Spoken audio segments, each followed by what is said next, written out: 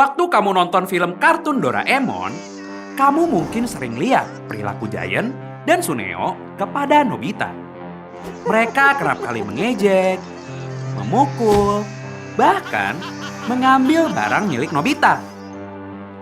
Dalam kehidupan nyata, perilaku seperti itu dikenal dengan sebutan perundungan atau bahasa kerennya bullying.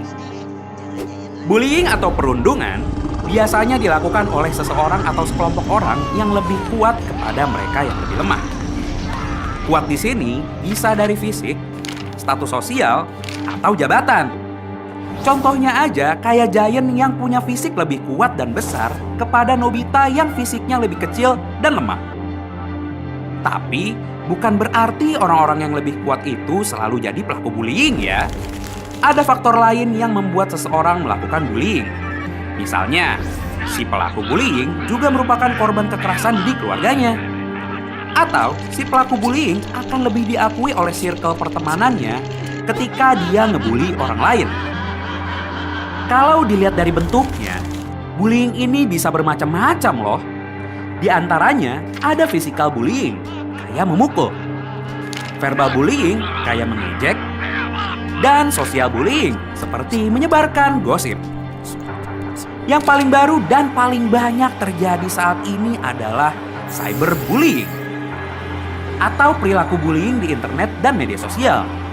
Misalnya aja hate comment. Bullying yang satu ini nggak memandang yang lebih kuat karena pelaku bully bisa bersembunyi di balik akun palsunya. Padahal perilaku bullying menimbulkan bekas luka bagi korban. Bukan hanya luka fisik, tapi juga luka psikis dalam jangka panjang. Kayak mengalami gangguan kecemasan, tidak percaya diri, bahkan menjadi depresi.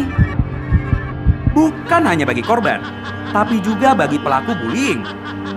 Karena tidak jarang, si pelaku juga bisa jadi si korban karena melakukan bullying. Kalau sudah seperti itu, kasus bullying menjadi lingkaran setan yang tidak ada akhirnya. Maka dari itu, mari kita hentikan bullying yang ada di sekitar kita. Karena apapun alasannya, perilaku bullying merupakan tindakan tidak terpuji. Ayo kita bangun iklim saling menyayangi dan mengasihi, baik di dunia nyata atau di dunia maya. Dan tanamkan pada diri sendiri untuk saling menghargai karena kita semua setara sebagai sesama manusia. Sekian dulu video kali ini. Jangan lupa like, komen, subscribe, dan aktifin loncengnya biar gak ketinggalan video terbaru dari Pahamify. Terima kasih dan mari ketahui hal baru setiap hari.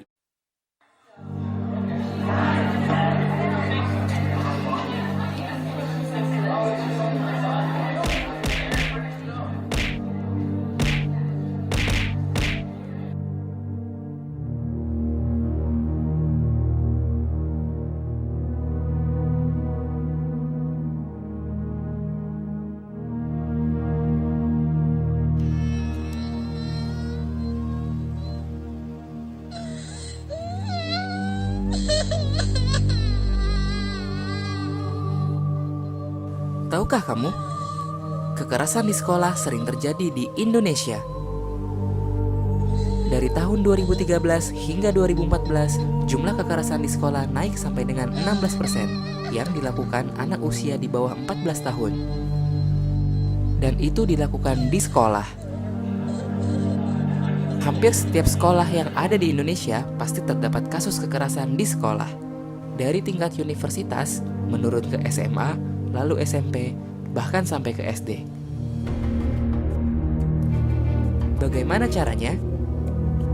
Biasanya, kekerasan dilakukan dengan banyak hal, seperti secara verbal, secara fisik, secara rasional, dan elektronik.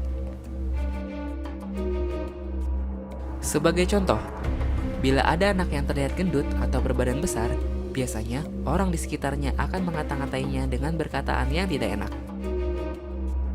Ada pula mereka yang merasa asik iseng dan membuat si anak culun menjadi bahan lelucon.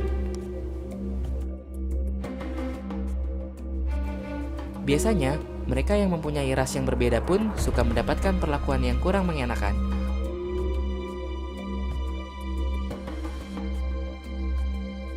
Zaman pun berubah. Kekerasan ini pun bisa dilakukan melalui media elektronik atau biasa kita sebut media sosial.